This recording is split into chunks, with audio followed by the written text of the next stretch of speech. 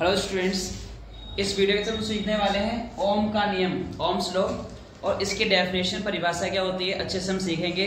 इसका circuit diagram कैसे बनाते हैं, इसका ग्राफ कैसे बनाते हैं, इसका फॉर्मूला कैसे लिखते हैं, अच्छे से हम समझेंगे आज। ठीक है, तो सबसे पहले ओम का नियम, इसकी परिभाषा करते हैं। किसी चालक में प्रवाहित विद्युत धारा चालक के सिरों पर विभवांतर के समानुपाती होती है जब चालक का ताप समान हो।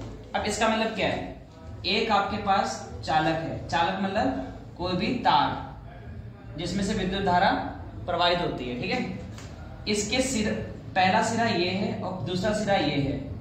यहाँ पे विद्युत धारा जो विभवांतर है ये, इसको हम विभवांतर, हम वोल्टेज बोलते हैं ना घरों में, वो हमारा विभवांतर होता है। यहाँ पे विभवांतर क्या है, VV। दोनों के सिरों के बीच का जो विभवांतर है VA और VB है माइनस करके, और इसमें प्रवाहित क्या हो रही है, विद्युत धारा। अब सुनो फिर से, किसी चालक में प्रवाहित विद्युत धारा, किसी चालक में प्रवाहित विद्युत धारा, विद्युत धारा मतलब चालक में प्रवाहित हो रही है। ठीक है, चालक के सिरों पर, चालक में प्रवाहित विद्युत धारा चालक के सिरों पर क्या है, विभवांतर के समानुपाती होती है। तो जो विद्युत धारा प्रवाहित हो रही है वो सिरों पे चालक के विभवांतर के समानुपाती होती है। समानुपाती का निशान है ये निशान किसका होता है, समानुपाती का।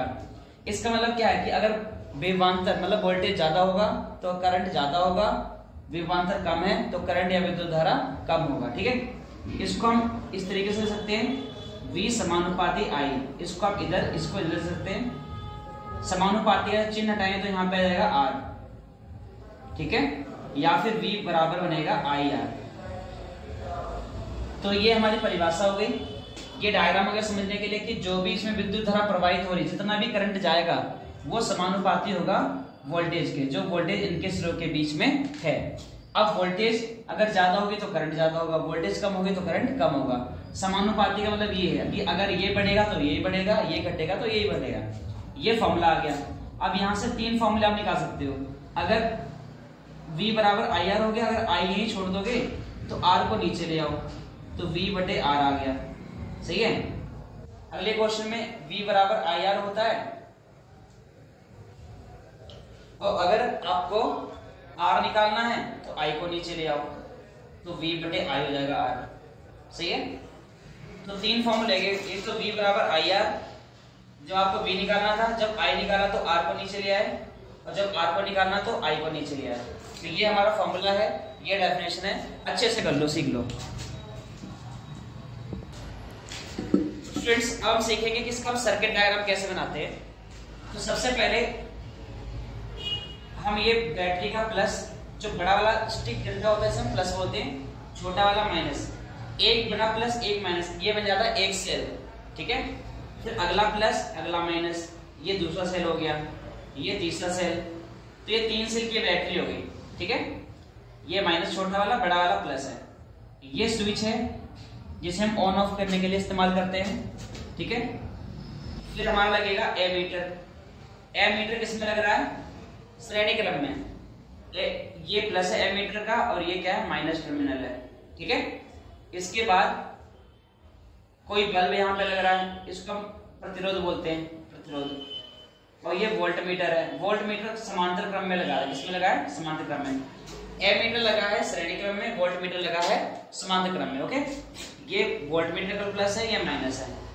फिर आप यहाँ पे ये लगा देते हैं, हम इसको बोलते हैं प्रतिवर्ती प्रतिरोध, मतलब इस प्रतिरोध का हम कम या ज्यादा घटा बढ़ा सकते हैं। ठीक है, ये नीचे आएगा और ये इस तरीके से बन जाएगा।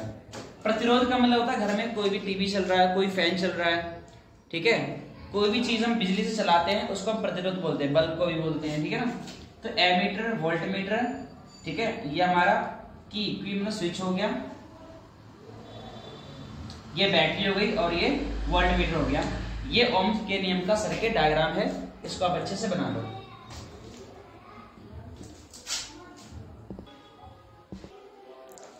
अब हम सीखेंगे कि इस में हम ग्राफ कैसे बनाते हैं। कोई भी ग्राफ हमारा इस तरीके से, ये एक्स अक्ष है, ये वाई अक्ष है। ठीक है, ये 0 है। एक्स अक्ष पे हम लेते हैं विद्युत धारा, मतलब I को लेंगे, वाई अक्ष पे लेंगे करंट, वोल्टेज को, मतलब विभवांतर। तो ये कट हमने बराबर दूरी पे लगा लिए, तो अभी आपने सीखा कि I प्रोपोर्शनल होता है V, कि अगर वोल्टेज जितना बढ़ेगा उतना ज्यादा विद्युत धारा बढ़ेगी। अगर वोल्टेज आपका 0 है तो IB आपका 0 है।